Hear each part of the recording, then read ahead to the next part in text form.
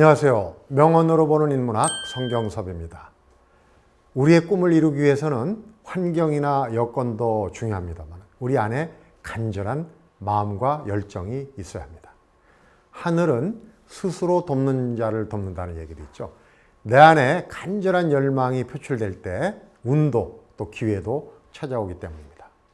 내 안에 힘을 키우고 준비를 하고 있으면 기회와 기적을 내가 만들어 갈 수도 있는 거죠. 자, 그렇다면 우리는 어떤 자세를 가져야 할까요? 먼저 병아리가 알을 깨고 나오는 과정부터 한번 들여다 보겠습니다. 이 비좁은 알 속에 눈도 제대로 뜨지 못한 병아리가 부리로 껍질을 쪼면 어미닭이 이걸 용케 알아차리고 바깥에서 껍질을 마주 쪼아서 숨구멍을 터줍니다. 자, 이러면 병아리가 뒤척이면서 몸을 부풀리고 숨구멍부터 금이 쫙 가면서 알이 깨지고 병아리가 나오는 겁니다. 이때 병아리가 본능적으로 알 안쪽에서 껍질을 두드리는 걸 줄이라고 합니다. 줄. 좀 어려운 한자입니다. 그리고 어미닭이 여기에 반응해서 바깥에서 마주 껍질을 쪼아주는 걸 탁이라고 합니다. 그러니까 어미닭이 너무 일찍 알을 쪼아주면 안에서 채 자라지 못한 병아리가 미쳐 나오게 되면 죽을 수도 있어요. 그리고 또 너무 늦어지면 이 숨이 막혀서 제대로 살기 힘든 그런 상황이 이뤄질 수 있습니다. 이런 상황에서 마주 쪼는 이 줄탁 동시, 같이 동시에 마주 쫀다는 거죠. 안팎에서.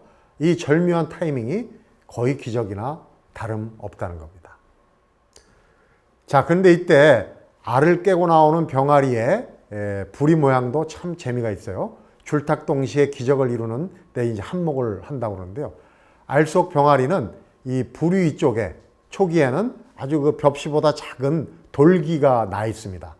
그래서 이 안에서 이 껍질을 쫄 때 이 뾰족한 이 돌기가 이 껍질을 깨는 이 망치 역할을 한다 그래요.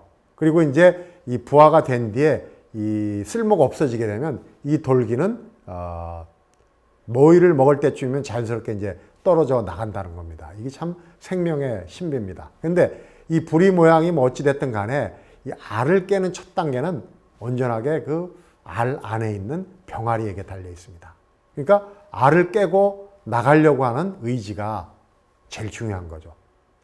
이 어미닭이 아닌 인공부화를 시키는 경우에 종종 이제 병아리가 때를 놓치면 사람이 대신 이제 껍질을 깨주는 이른바 이제 인공파각이라는 걸 하게 되는데 이때 잘못하면 이 줄탁동시가 이루어지지 않으면 병아리가 죽거나 기형이 되기 쉽다고 합니다.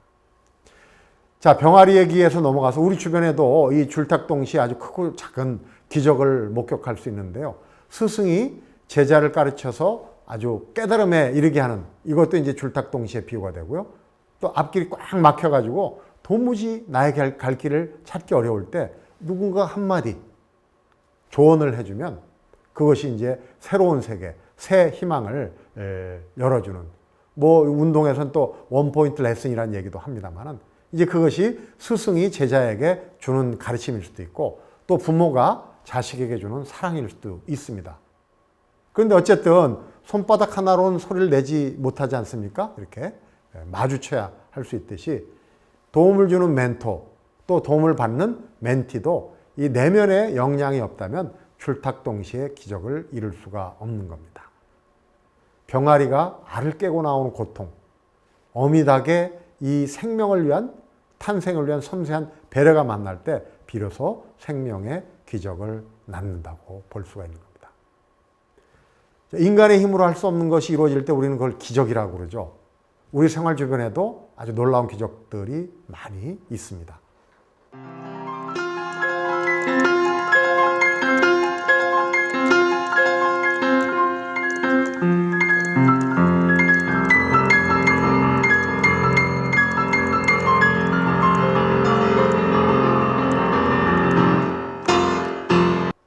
태어날 때부터 두 손을 합쳐도 손가락이 4개밖에 없는, 그래서 그 손가락 장애를 극복하고 피아니스트가 된 이 이희야, 정말 10손가락으로도 치기 힘든 쇼팽의 즉흥 환상곡을 연주합니다. 정말 상상을 초월하는 거죠. 자, 꿈을 이루기 위해서는 환경이나 여건도 중요하지만 바로 우리 안에 있는 간절한 마음과 열정이 있어야 한다는 것을 보여주는 사례입니다. 젊은 시절에 많이 읽는 소설이죠. 헤르만 헤세의 데미안. 읽어보신 분은 이 줄탁동시를 연상하게 하는 아주 인상 깊은 구절을 기억할 겁니다. 새는 알을 깨고 나온다. 알은 새의 세계다. 태어나려는 자는 한 세계를 파괴해야만 한다. 새는 신에게로 날아간다. 그 신의 이름은 아브락사스이다. 새는 알을 깨고 나온다. 그리고 새는 아브락사스에게 날아간다. 여기서 아브락사스는 몸통은 인간이고요.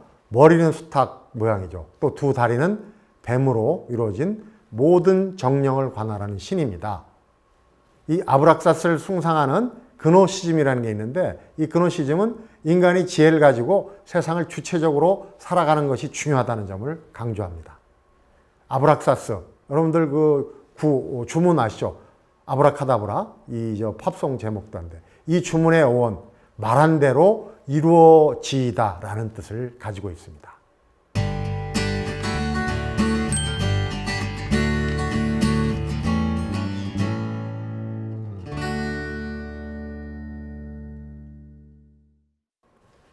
나에게 주어진 환경은 척박하고 시련의 연속이지만 내 안의 열정으로 나만의 주문으로 단단한 알을 깨고 나오는 사람이 있습니다.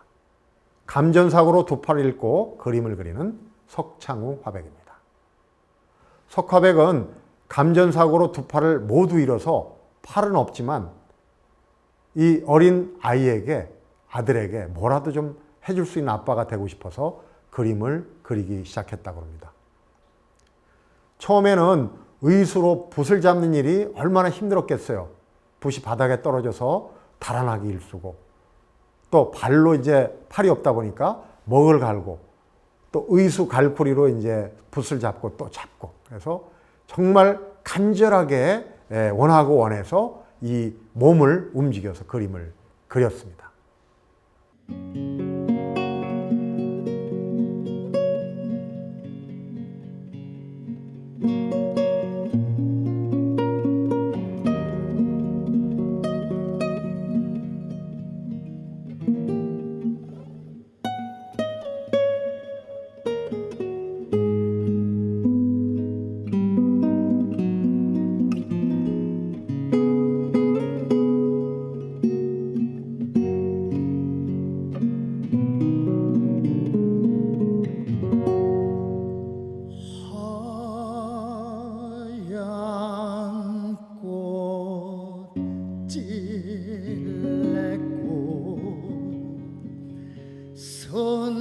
선박한 꽃 찔레꽃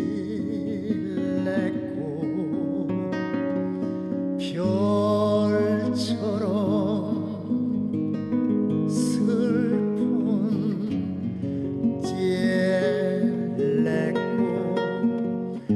달처럼 서러운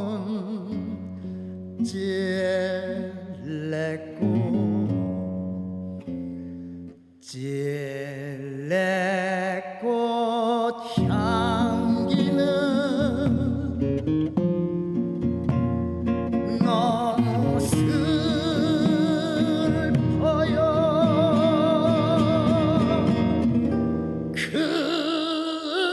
그래서 울었지. 목 놓아 울었지.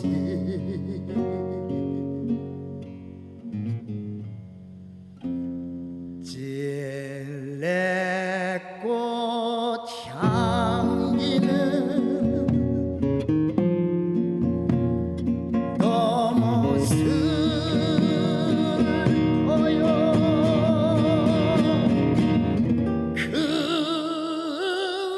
그래서 울었지.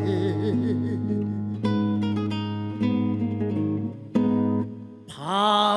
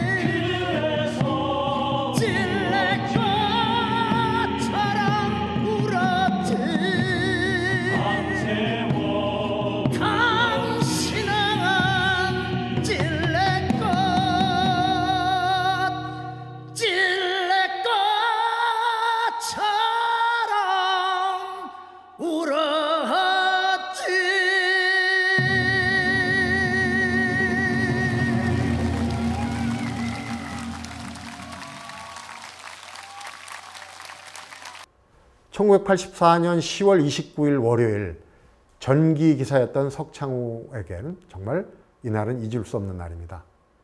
전기 기사로 있던 그 당시 이제 고장난 전기 스위치를 고치기 위해서 만지다가 무려 29,000볼트의 특고압에 감전이 됩니다. 보통 이 정도면 목숨을 잃는데 정말 이 절체절명의 상황에서 그냥 양팔을 절단하는 데 그친 건 정말 천우신조입니다. 천만다행이었습니다. 그리고 1년 반 동안 그 시간을 생사를 넘나들면서 큰 수술을 10차례도 넘게 치렀습니다.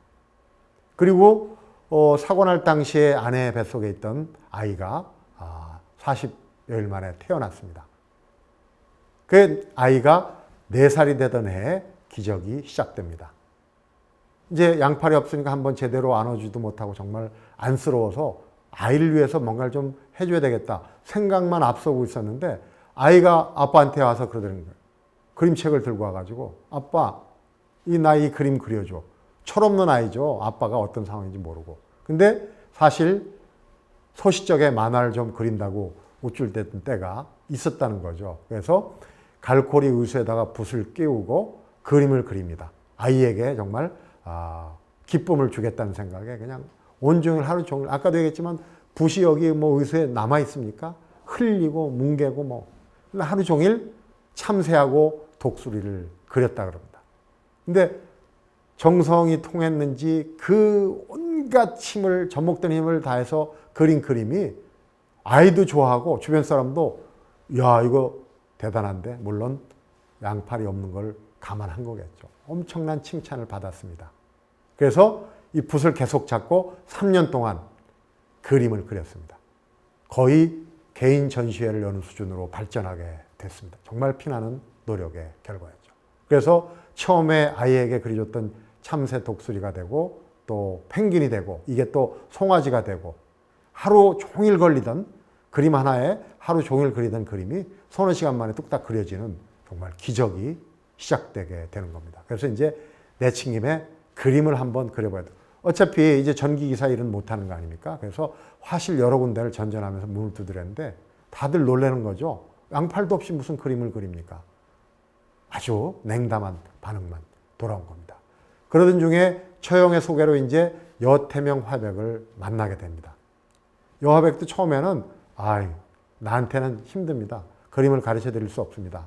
근데 석창호 화백 계속 매달렸습니다. 내가 포기한다고 할 때까지만 가르쳐 달라. 울며 불며 매달렸습니다. 거절하지 못했던 거죠. 그래서 5년 동안 석창호 화백은 이 두 팔이 있는 사람들에 비하면 한 5배 정도 시간을 투자를 했다고. 그러니까 남들이 2시간이면 10시간을 노력을 한 거죠. 밥 먹고 화장실 갈 시간도 없는 겁니다. 그렇게 몰두를 한 겁니다. 그래서 처음에 이제 두 팔이 없기 때문에 어디 기댈 수도 없잖아요. 그 구부정한 자세로 그냥 그리다 보니까 허리도 아프고 몸살이 나는 거죠. 몸살이. 엄청나게 고생을 한 겁니다. 그래서 부인도 다시 병원에 들어갈 거다. 그러니까 좀 그만해라. 지금 몸이 우선이지 지금 뭐 하는 짓이냐 뭐 이렇게. 그런데 그 굳은 의지를 꺾지는 못했습니다. 하다 보니까 이제 점차 자세가 잡히고 그림도 이제 모양새를 잡아가는 거죠. 사실 이 석화백에게 감전사고로 두 팔을 잃은 건 운명이고 화가로서의 새로운 삶을 얻은 그런 숙명이었습니다. 그러니까 말하자면 두 팔을 잃고 그림을 얻은 겁니다. 석화백은 지금도 얘기합니다. 운명을 버리고 숙명을 껴안는다. 이런 표현을 즐겨 쓰는데 두 팔이 없기 때문에 오히려 장점이 있다고 얘기를 해요. 정말 낙천적입니다. 손목과 팔꿈치를 쓸 수 없기 때문에 오히려 몸통으로 표현하는 이 역동성이 뛰어나다는 겁니다. 그래서 두 팔이 있는 사람들은 뭐 이것저것 뭐 세밀하게 궁리도 많이 하고 하지만 자신은 오로지 그냥 그림밖에 매달릴 데가 없다는 겁니다. 그래서 그게 또 하나의 장점이다. 정말 장점 찾는 데는 선수입니다. 처음에 서예로 입문했던 석창호 화백, 화가의 길로 접어들면서 독창적인 화풍을 만들어냅니다. 동서양 화가를 접목한 수묵 크로키입니다. 묵으로 그리는 크로키예요. 굉장히 역동적인 크로키. 마음속에 동적 에너지를 그냥 마음껏 발산할 수 있는, 그러니까 두 팔이 없어서 많이 못 움직이는 그 마음의 어떤 에너지, 이런 거를 그냥 수묵 크로키로 아주 재빠른 필치로 그려낸 겁니다. 그래서 지금까지 뭐 개인전 36회, 240회가 넘는 그런 그룹 전시회, 또 미국 스미소니언 박물관 시연, 뭐 스미소니언 박물관 시연은 아무나 할 수 있는 게 아니죠. 모두 130여 차례 걸친 시연을 했습니다. 무조건 아주 안 된다는 생각은 아예 안 합니다. 된다는 가정하에 하거든요. 가능한 것만 생각하니까 뭘 하든 간에 즐거움만 있는 거죠. 여러분은 어떤 기적을 바라고 있습니까? 만약에 기적을 바란다면 줄탁동시에 주문을 외워보는 것도 좋겠습니다. 다만 주문을 외우기 전에 먼저 해야 될 일이 있죠. 병아리가 알을 깨고 나올 준비를 하듯이 내게 기적을 이루어줄 그 어떤 힘에 부응할 수 있는 내 안에 힘을 키우는 게 먼저입니다.